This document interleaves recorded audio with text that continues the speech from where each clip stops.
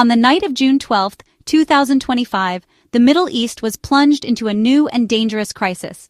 Israel launched a massive and unprecedented military operation, codenamed Operation Rising Lion, against the Islamic Republic of Iran. The skies over Iran filled with the roar of over 200 Israeli fighter jets, including advanced F-35s and F-15s, as they unleashed a torrent of more than 330 munitions on over 100 carefully selected targets. The strikes were not limited to the border regions. They penetrated deep into Iranian territory, even striking the heart of its capital, Tehran. This was a direct state-to-state confrontation of a scale not seen before, shifting the long-running shadow war between the two nations into open conflict.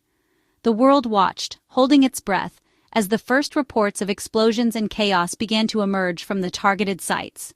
Israeli Prime Minister Benjamin Netanyahu addressed his nation and the world shortly after the operation began, leaving no doubt about its purpose. He framed the attack as a necessary act of self-defense against an existential threat. According to Israeli leadership, Iran had crossed a critical threshold in its nuclear program, accumulating enough fissile material to construct between 9 and 15 atomic bombs. Netanyahu asserted that Iran was actively taking steps to weaponize this material, a development Israel had long vowed it would never permit. The strikes, he explained, were designed to neutralize this immediate danger and dismantle the infrastructure that supported Iran's nuclear ambitions and its wider military command structure. He declared the operation would continue as long as necessary to ensure Israel's security. The targets of Operation Rising Lion were chosen with precision, aiming to decapitate Iran's military and scientific leadership. Strikes hit the main command offices of the Islamic Revolutionary Guard Corps in Tehran and the residential compounds of top military officials. Among the high-profile casualties were some of Iran's most powerful figures, including General Hossein Salami, the commander-in-chief of the IRGC, and Major General Mohammad Hossein Bagheri, the chief of Iran's armed forces. The attack also specifically targeted Iran's nuclear program, hitting the main uranium enrichment facility at Natanz. While the International Atomic Energy Agency confirmed the strike on Natanz, it thankfully reported no increase in radiation levels, suggesting the attack was surgical and aimed at disabling the facility rather than causing a catastrophic environmental disaster. This bold military action did not occur in a vacuum. It followed a series of strategic victories for Israel that had significantly weakened Iran's regional influence. In September 2024, a major Israeli operation had decimated the capabilities of Hezbollah in Lebanon.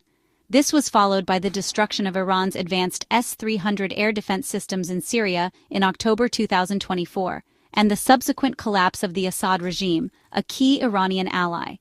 These events created a strategic window for Israel, degrading Iran's ability to retaliate through its proxies. The attack also came after an IAEA resolution declared Iran in breach of its non-proliferation obligations, providing a degree of international justification for Israel's dramatic and high-stakes decision to act. Iran's response to the devastating Israeli assault was swift and furious. Within hours, the Iranian military launched a wave of over 100 drones toward Israel, signaling that it would not absorb the attack without a fight. The supreme leader, Ayatollah Ali Khamenei, delivered a chilling message, vowing that Israel would expect severe punishment for its crime. His words were echoed by Iran's defense minister, who declared that Israel would forever regret its actions. This immediate, though initially limited retaliation demonstrated Iran's intent to strike back directly, raising fears of a full-blown regional war. As Israeli air defense systems worked to intercept the incoming drones, the entire Middle East braced for the next phase of escalation in this rapidly unfolding conflict. The international community reacted with a mixture of alarm, condemnation, and cautious support for Israel. The United Nations, along with major powers like the United Kingdom, China, and Russia, immediately condemned the strikes and issued urgent calls for de-escalation and restraint. Even nations in the Gulf, such as Saudi Arabia, the UAE, and Qatar, who have long been wary of Iran's influence, voiced their concern over the attack and urged both sides to step back from the brink. These nations feared that a wider conflict could destabilize the entire region, disrupt vital shipping lanes, and draw them into a war they desperately want to avoid. The overwhelming global sentiment was one of deep anxiety over the potential for uncontrollable escalation. The United States, Israel's most crucial ally, walked a fine diplomatic tightrope. U.S. Secretary of State Marco Rubio quickly clarified that American forces were not involved in the Israeli operation. He also issued a stark warning to Iran not to retaliate against American bases in the region, seeking to contain the conflict between the two primary belligerents. It was revealed that the Trump administration had been aware of Israel's impending plans, but had urged restraint, hoping to give last-ditch nuclear negotiations more time. In a show of support for its allies' defense, the U.S. positioned 2 advanced THAAD anti-missile batteries in Israel to help bolster its defenses against any further Iranian attacks, signaling its commitment to Israel's security without endorsing the initial strike. However, not all reactions were of condemnation. Germany's Chancellor, Friedrich Merz, stood firmly with Israel, reaffirming its right to self-defense and stating unequivocally that Iran must be prevented from obtaining a nuclear bomb. This position reflected a long-standing German policy rooted in historical responsibility and a shared concern over nuclear proliferation. Similarly, the Czech Republic's Foreign Minister, Jan Lipavsky, expressed a great deal of understanding for Israel's actions, highlighting a division within Europe. This split reaction underscored the complex geopolitical landscape, where some nations prioritized stability and de-escalation above all, while others viewed Israel's preemptive strike as a bitter but necessary measure to counter a grave and imminent threat. The Israeli strikes were devastatingly effective in targeting the upper echelons of Iran's power structure. The attack resulted in the deaths of several of the country's most senior military commanders, a blow from which the IRGC will struggle to recover. Beyond Generals Salami and Bagheri, the dead included Major General Gholam Ali Rashid, another top IRGC official, and Ali Shamkhani, a former national security chief. This was a decapitation strike aimed at creating chaos and paralysis within the Iranian command. Furthermore, the operation took a heavy toll on Iran's scientific community, killing 6 prominent nuclear scientists.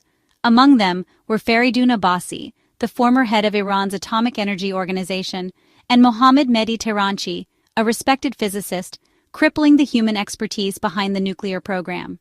The immediate aftermath of the attack saw global financial markets react with panic. Fear of a wider war and disruptions to the world's energy supply sent shockwaves through the economy. European stock markets dropped sharply, with the stock 600 index falling 1.2% in early trading. U.S. stock futures followed suit, signaling a volatile day on Wall Street. The travel and leisure sectors were hit particularly hard as the prospect of a major conflict in the Middle East made global travel seem perilous. In contrast, the stocks of defense and energy companies surged, as investors anticipated increased military spending and a sharp rise in the price of oil, reflecting the grim financial realities of war. The most dramatic impact was felt in the energy markets. Oil prices surged on the news, with Brent crude jumping 4.3% and West Texas Intermediate climbing between 5 and 6%. This represented the largest single-day price increase since the early days of the conflict in Ukraine in March 2022, highlighting the critical importance of the Persian Gulf to global energy security. The fear was that Iran might attempt to close the Strait of Hormuz, a vital choke point through which a significant portion of the world's oil flows. As a traditional safe haven asset in times of crisis, gold also saw its value rise, climbing 1% to over $3,400 an ounce as investors fled riskier assets for the perceived security of precious metals. The conflict also caused immediate and widespread disruption to daily life and international travel. Israel declared a state of emergency, closing all schools and banning large public gatherings to protect its citizens from potential retaliatory strikes. In a move to secure their skies, Israel, Iran, and neighboring Jordan all closed their airspace to civilian aircraft. This led to a cascade of flight cancellations from major international airlines, including Israel's own El Al, effectively isolating the region and stranding thousands of travelers. Jordan's Air Force was put on high alert, and its air defenses were seen intercepting missiles or drones that strayed into its airspace, showing how easily the conflict could spill over and endanger neighboring countries. As the dust settled from Israel's audacious strike, the Middle East braced itself for the next move. Across the region, governments and militant groups alike scrambled to respond, with many fearing that the conflict could ignite a wider firestorm. In Lebanon, Hezbollah's leader issued a chilling warning, vowing that any further Israeli aggression would be met with a resounding response. The group mobilized its fighters near the border, raising alarms in northern Israel and prompting thousands of civilians to seek shelter in fortified bunkers. Syrian air defenses were placed on high alert, anticipating possible Israeli or Iranian missile launches across their territory.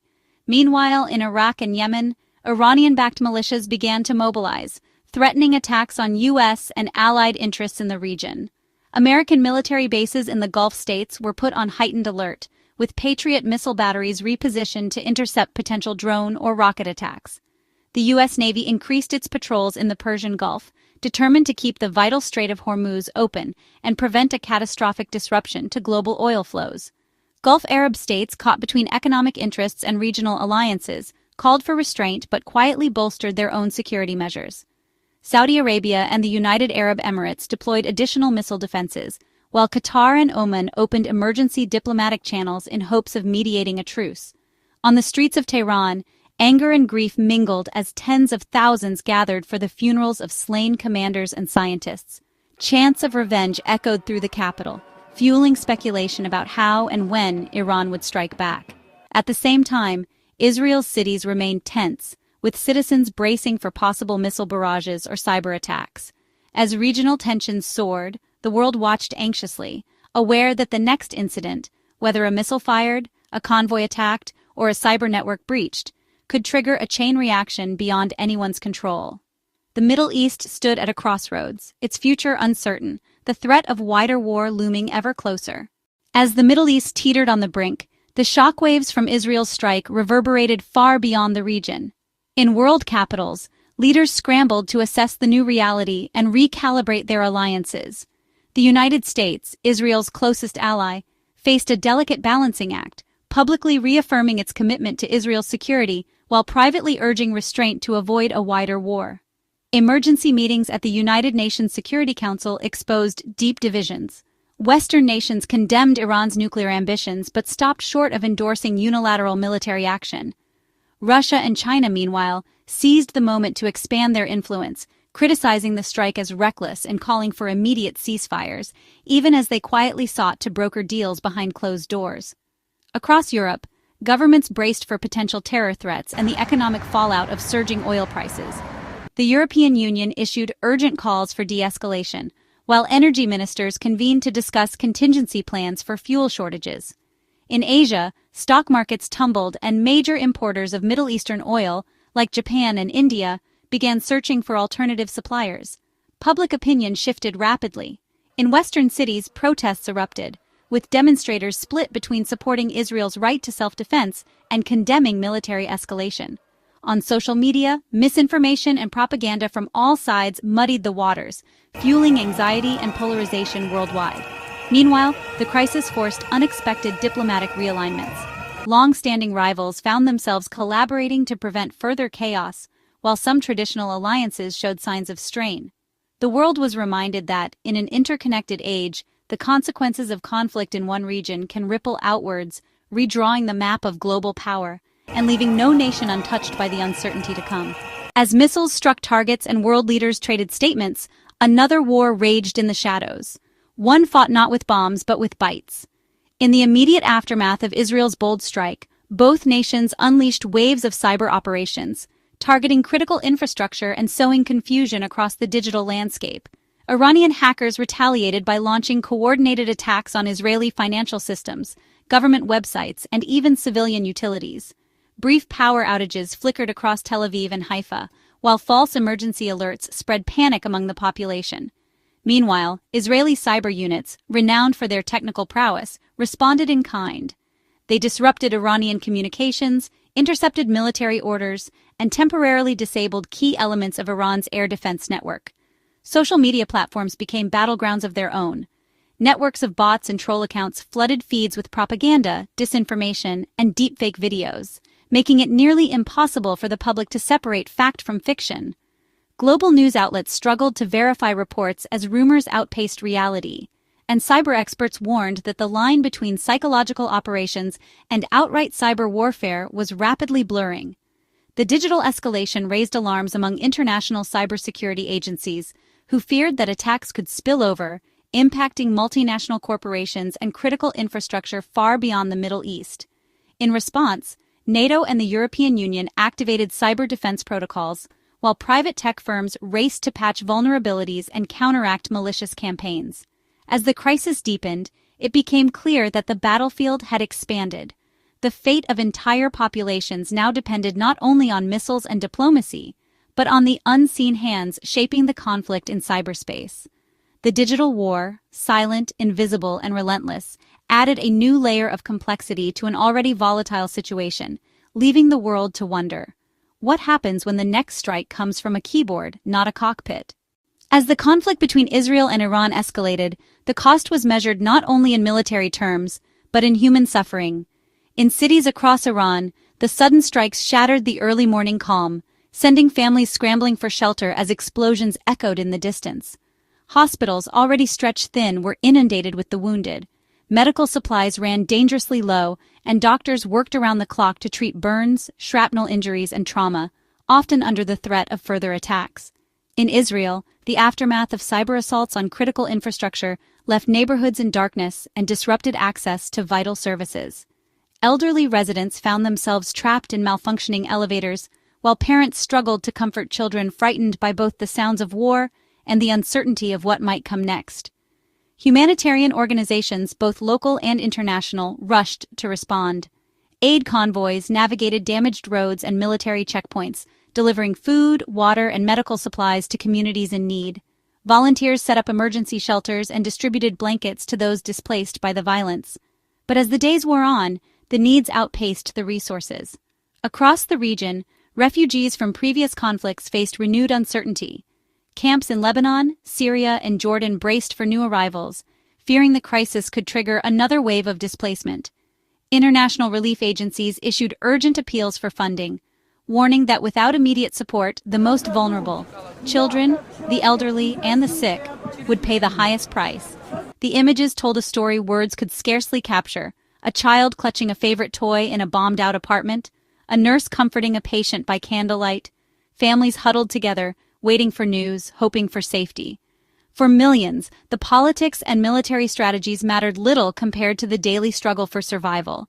Their resilience in the face of loss was a stark reminder that behind every headline and political maneuver, it is ordinary people who bear the true cost of conflict.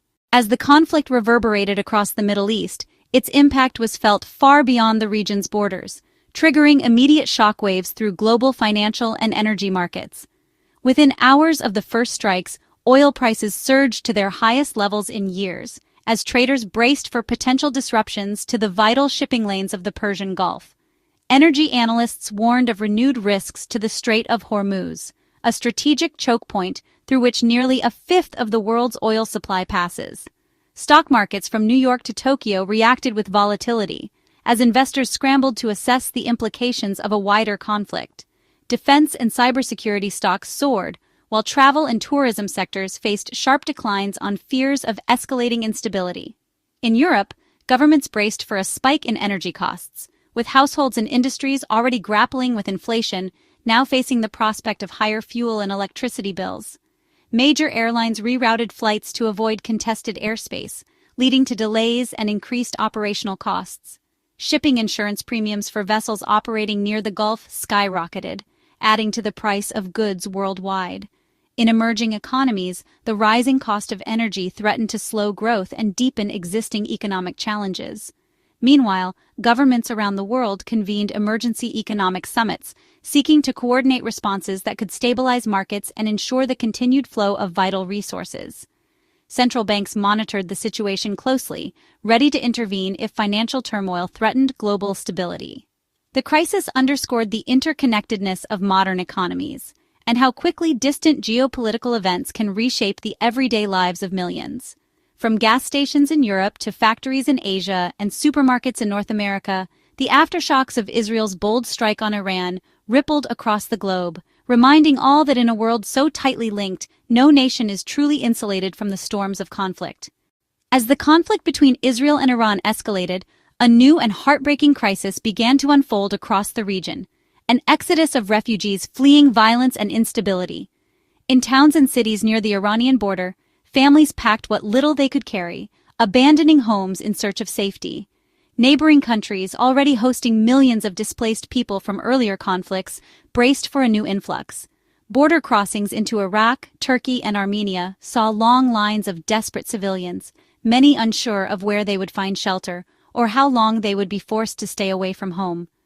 Temporary camps sprang up almost overnight, straining the resources of humanitarian agencies and local governments.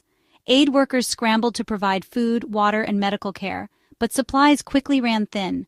Children separated from schools and friends faced an uncertain future marked by anxiety and loss. Across the region, stories of families torn apart, communities uprooted, and lives interrupted echoed the human cost of geopolitical confrontation. International organizations issued urgent appeals for assistance, warning that the refugee crisis could become one of the largest in recent memory if the fighting continued or spread. The displacement not only threatened to destabilize fragile neighboring states, but also risked fueling tensions between host communities and new arrivals. As images of overcrowded camps and exhausted families filled global news feeds, the world was reminded that the consequences of war are measured not just in military victories and losses, but in the everyday struggles of those forced to flee. In the shadow of bombed-out buildings and along dusty roads, the resilience of the displaced was tested as never before. Their journey, marked by uncertainty, hope, and fear, became a powerful symbol of the urgent need for peace and a sobering reminder of the human stakes in the unfolding Middle East crisis. Military experts and intelligence analysts were quick to note the extraordinary success of the Israeli operation, which pointed to a remarkable intelligence coup. The ability to identify and strike over 100 targets simultaneously, including the precise locations of top commanders and secretive nuclear sites, suggests a deep and long-term penetration of Iran's security apparatus. Analysts believe this was achieved through a combination of sophisticated human intelligence, sources on the ground within Iran, and advanced technological surveillance. This likely included support from U.S. and European satellite systems, which would have provided critical real-time data. The attack was hailed as a masterclass in intelligence-led warfare, demonstrating Israel's formidable capabilities in espionage and covert operations. The diplomatic consequences of the strike were immediate and severe. The attack effectively shattered any remaining hope for a peaceful resolution to the nuclear standoff in the near future. Iran officially announced the cancellation of the sixth round of nuclear talks with the United States, which had been scheduled to take place in Oman. This diplomatic channel, while fragile, had represented the best hope for a negotiated settlement. Its closure marks a significant setback, pushing the parties further apart and leaving military action as one of the few remaining means of communication. The international community now faces the daunting task of trying to rebuild trust and re-establish dialogue in an environment poisoned by open hostilities. As the initial shock of the attack begins to subside, the world is united in its hope for what should happen next, a swift de-escalation of the conflict.